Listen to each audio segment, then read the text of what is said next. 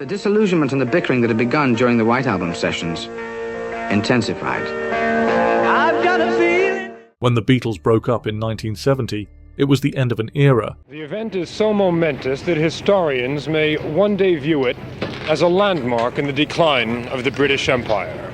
The Beatles are breaking up.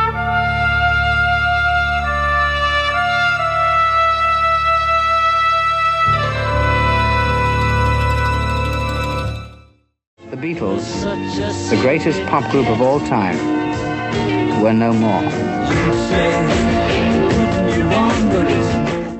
But it was also the beginning of four vastly different musical and personal journeys. They all had different interests, like, well, John had Yoko, and they wanted to do different kinds of things, and Paul, so it was like they all wanted to get out and see what they can do on their own. Each of the Beatles had been instrumental in shaping modern music, but once they stepped out of the band's shadow, they were forced to define themselves as individuals. Some thrived immediately, others found success in unexpected ways, and some struggled with the weight of their past.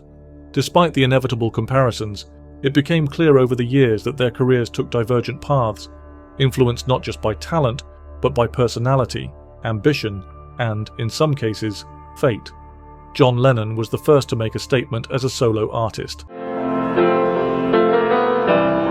No need for greed or hunger.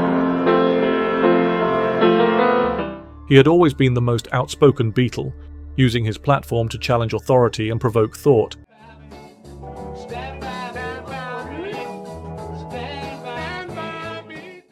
But in the years after the breakup, his music became a deeply personal reflection of his inner battles.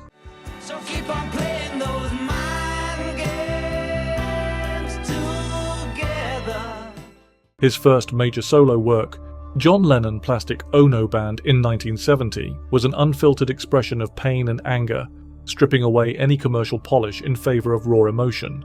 Songs like Mother and God laid bare his struggles with abandonment, faith, and the mythos surrounding the Beatles. You didn't need me.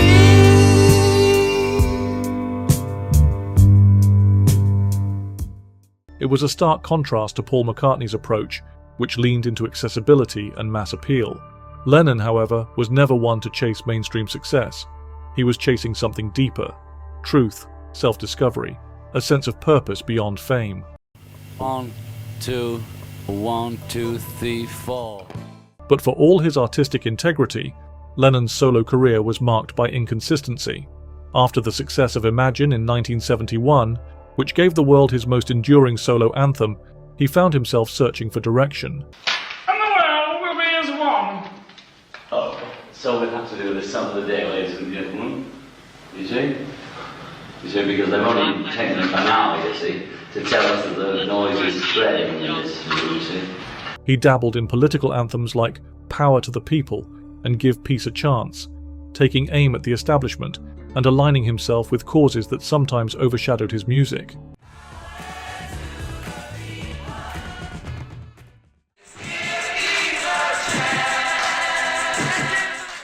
While his activism was undeniably influential, it often put him at odds with the very industry that had once embraced him.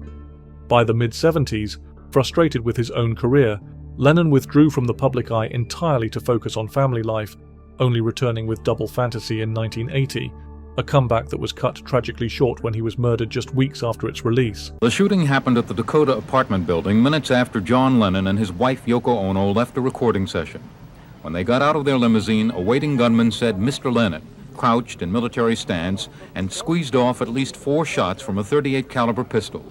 Paul McCartney, on the other hand, took a vastly different approach. What a smile she got. If Lennon was the uncompromising artist, McCartney was the master craftsman. He wasted no time in launching his solo career, but unlike Lennon's introspective debut, McCartney's first effort, McCartney in 1970, was a lo-fi homespun album that showcased his knack for melody. Critics were initially unimpressed, but the album proved one thing: McCartney wasn't interested in making a grand statement, he just wanted to keep writing songs. That philosophy would define his career.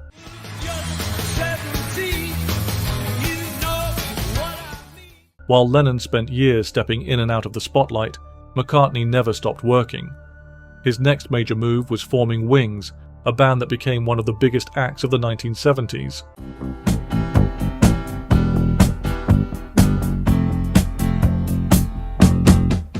By the mid-decade, he had fully re-established himself as a dominant force in music, delivering stadium-sized hits like Band on the Run, Live and Let Die.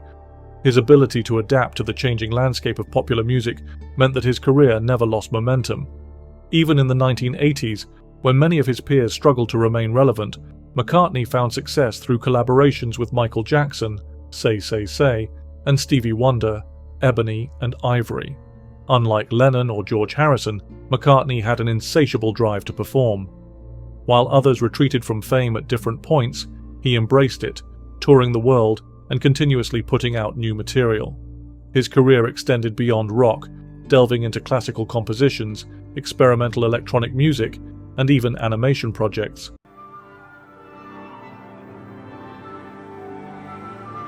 His live performances set records, his albums continued to chart, and his influence spanned multiple generations. Even in his later years, he remained prolific, headlining major festivals and releasing critically acclaimed albums like Egypt Station in 2018. If success is measured by longevity, consistency, and cultural impact, McCartney undoubtedly stands as the most accomplished ex-Beatle.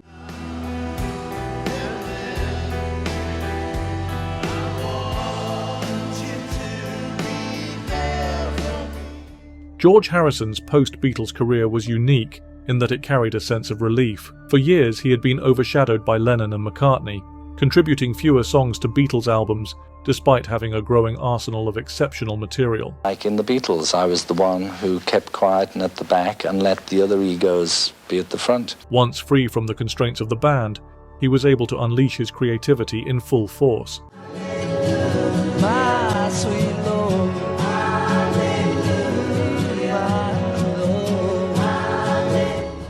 His 1970 triple album, All Things Must Pass, was an immediate triumph, hailed as one of the greatest solo albums by any former Beatle. Songs like My Sweet Lord and What Is Life became instant classics, solidifying Harrison as an artistic force in his own right.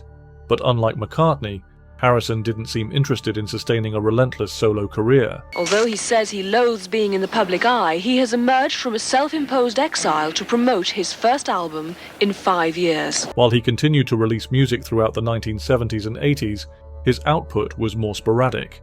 He was selective with his projects, focusing on spiritual growth, philanthropy, and even film production. His most ambitious effort outside of music was founding Handmade Films, a company responsible for cult classics like Monty Python's Life of Brian and Time Bandits. By the late 1980s, Harrison had a surprising second act with the Traveling Wilburys, a supergroup featuring Bob Dylan, Tom Petty, Roy Orbison, and Jeff Lynne.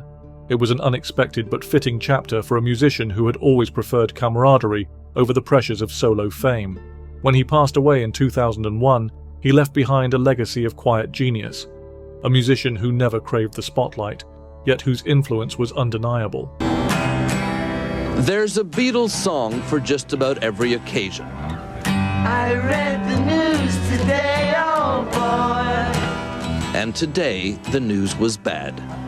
They gathered at the John Lennon Memorial in New York to mark the death of another Beatle. And then there were two. Ringo Starr's career was, in many ways, the most unassuming, but also the most surprising.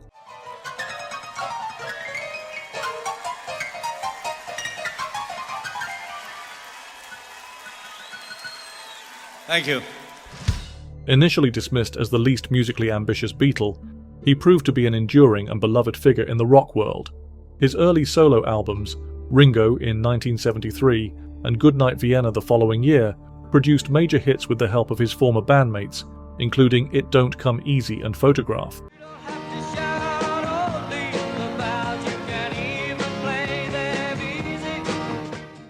While he never matched the commercial success of McCartney or the artistic weight of Lennon and Harrison, Starr found his niche as an entertainer.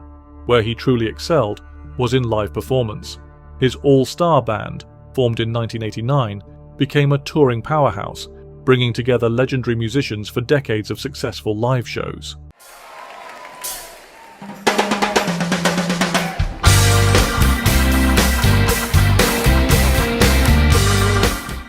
He embraced his role as a rock and roll elder statesman, maintaining a steady presence in the industry. I've been told when a boy kisses a girl, take a trip around the world. Hey, hey. Though he never sought to be the biggest solo artist, his unwavering love for performing and his ability to connect with audiences made him an essential figure in music history. When evaluating which former Beatle had the most successful career, there's little doubt that Paul McCartney stands at the top. While Lennon had bursts of brilliance, Harrison achieved artistic validation, and Ringo carved out a respectable legacy, it was McCartney who remained the dominant musical force. His ability to evolve with the industry, maintain consistent commercial and critical success, and still perform at the highest level more than half a century after the Beatles broke up, cements his place as the most successful solo Beatle. Yet, success is subjective. Lennon's impact on activism and music was immeasurable. Harrison's contributions to spirituality and philanthropy extended beyond records, and Ringo's charm and perseverance kept him relevant. Each Beatle followed his own path, proving that even apart, they remained legends.